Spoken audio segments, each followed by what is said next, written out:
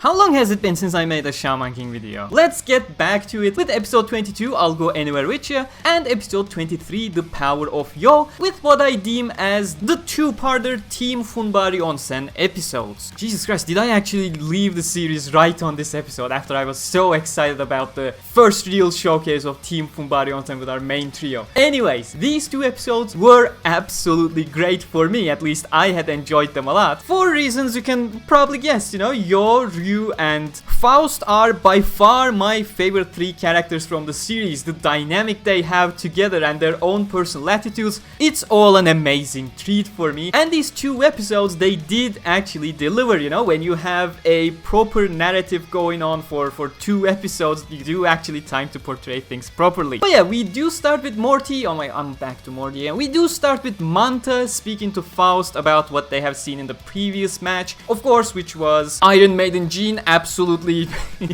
doing unmonetizable stuff on screen. That did truly shock Manta to a certain extent, and it's nice to see this normal human perspective to the events. It's gonna happen a couple more times with Manta, especially because he's still our character into this universe, the universe of shamans that is. But yeah, portraying that difference, how the shamans are kinda used to it, whereas this normal human, normal, not with that size you are not, but you know what I mean. How this outside person is reacting to all these absolute shenanigans, so to say. We do get to see the Team Iceman before the actual battle. They are kinda destroying Chocola and Horo Horo. Of course, Ren is just there on the side. This is going to happen quite a lot of times. That's why I'm bringing this up, Ren is always this cool person that has things under control, whereas the other two kinda stay behind constantly, as if comic relief, let's say. But this is a setup for some future episodes. Just keep that in mind. When we finally get to the stadium, of course, Team Funbari Onsen and Yoh's team is completely relaxed. They have went through Hao's book, so they have new techniques that they're gonna show off. And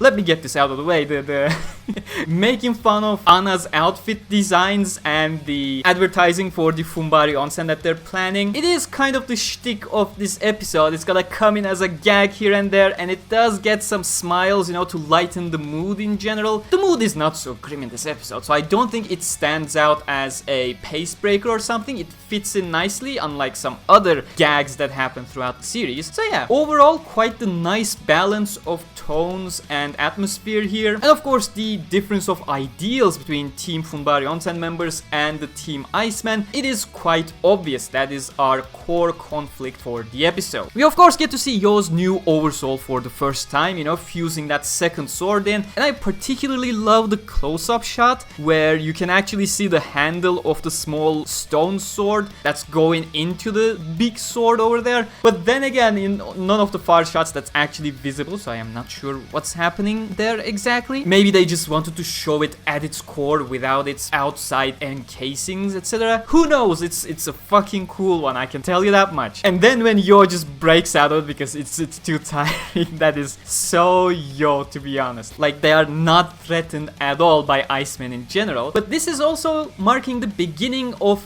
Ren's kind of frustration with the power levels that he is seeing throughout, which is also coming back at the end of the episode saga, so to say, and something that will be built up regularly in the next couple of episodes as well. When Faust brings back Eliza, that's by far my favorite scene from episode 22. Just look at how cheerful he is in every single shot, by the way, that he appears with Eliza being brought back. It's absolutely lovely. Like look at him swinging from left to right and right to left. Even on the very large chest of Eliza, which is actually a nice segue into episode 23, by the way. He's like constantly charmed by the event that's going on. That is the Faust I absolutely love. But we also get to see the incredibly serious side of Faust. Not the maniac serious that we had seen in the earliest episodes back in the preliminaries, but the actual serious. He is taking things properly seriously to protect Yoh, etc. That side of Faust is extremely scary and very compelling as well. And of course, the voice actor he's selling everything, every single moment of Faust perfectly with his tone. It's absolutely amazing. Of course, we do get some background here and there as to how Anna brought back Eliza's soul so she could actually appear as her herself properly, unlike the previous times, as well as backstory on how Mephistopheles, the soul of the demon, was brought into the play. You know, background information. When it exists, it is always nice. Cannot complain about that. But in general, that's what these 2 episodes are. General exposition and portrayal of these power levels. But despite not much happening, it's one of the greatest episodes, the episode combos, with the illustrations, the portrayals of characters, etc. Like, if we go over to the Ryu scenes, have you seen anything as manly as getting completely frozen and then just melting out of it just fine? The most recent thing I can remember is just Hercule snapping out of the deep freeze, but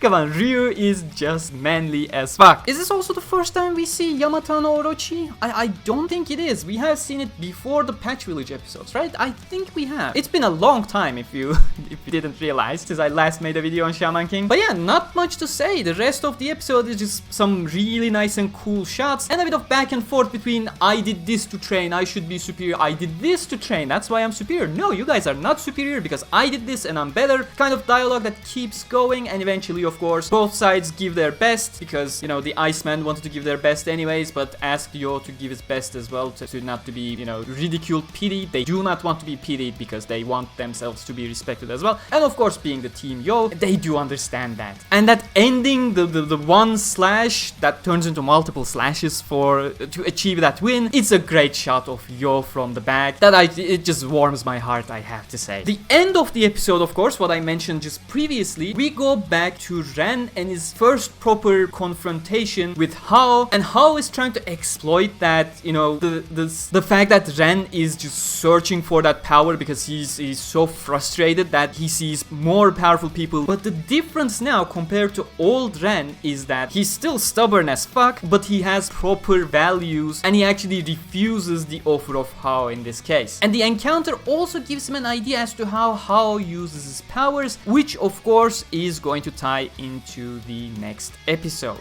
And of course, the final moment of this episode is just Yoh going back over to the X-Law's headquarters, the ship over there, to speak with Lyserg, and that's where we cut off, and will lead into the next episode. Hopefully, throughout these next 2 weeks, I will actually catch up with the show and go back to doing stuff with Val together. But we'll see how it goes, because university is certainly not giving me an easy time right now. I hope you enjoy this. I'll see you in the next one. Until then, stay cool.